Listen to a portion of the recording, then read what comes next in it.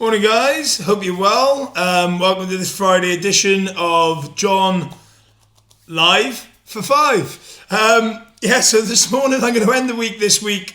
The subject all week's been American actors and what they mean to me. So the last one for the week, Friday edition, is about Sylvester Stallone. The legend that is Sylvester Stallone. I could have done so many more. Could have done Arnold Schwarzenegger, Bruce Willis, Sandra Bullock. I could have done loads of other ones. I probably will do because there's so many that have impacted. But this guy. Let's get back to Sylvester Stallone and On Point. Who can't. If you don't respect him or don't like his films, fair enough. But you've got to respect him as a businessman. The guy's net worth is $400 million. The guy sits in Hollywood Hills. And he's just up there with one of the best, surely one of the best and most well-known Hollywood actors. But what really gets me with Sylvester is he talks about 3 main key areas that really hit home for me. One of them, he talks about his life and how he got to where he got to. He talks about he expected to fail. He expected to fail. He didn't think that he was going to win all the time. He knew that he was going to fail.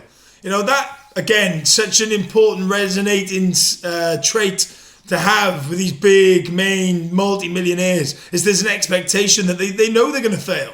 He knew that, and I think during his montage, I love his montages and his training videos, and as he's building up to a fight, the soundtrack was awesome. It's got to be one of the best soundtracks of all time, the Rocky soundtrack. It's up there with the best. Thumbs up, put your comments down, love it.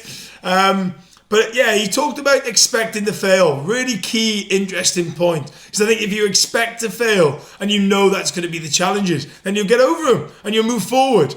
And that rules on to the next one I get from Sylvester. Is that, take the hits. So he talks about taking the hits and moving forward. Take the hits, move forward.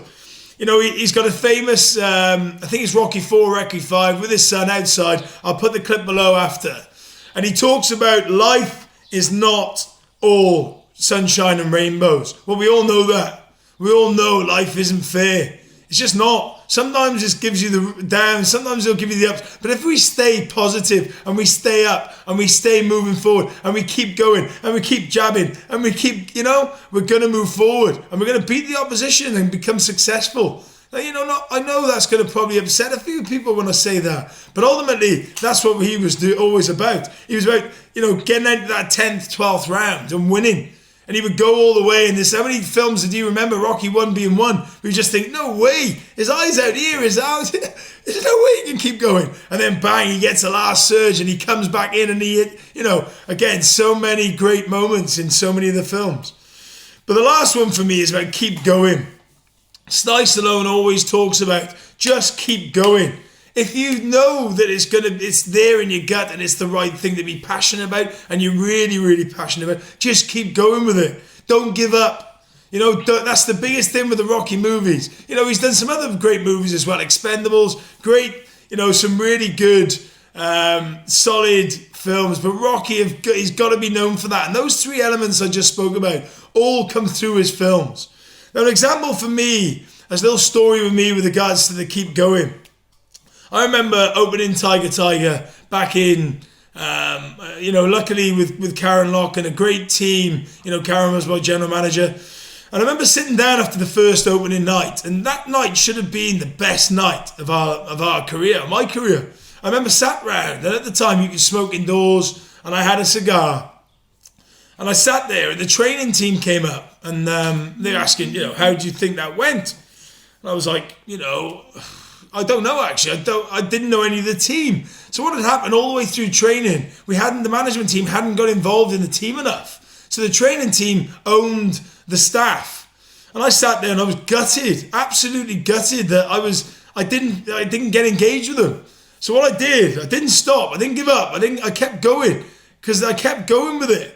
And then that leaving do I had when I went to London, like 2-3 years later, it was an emotion. I'd had the staff around me then. So I'd done my job.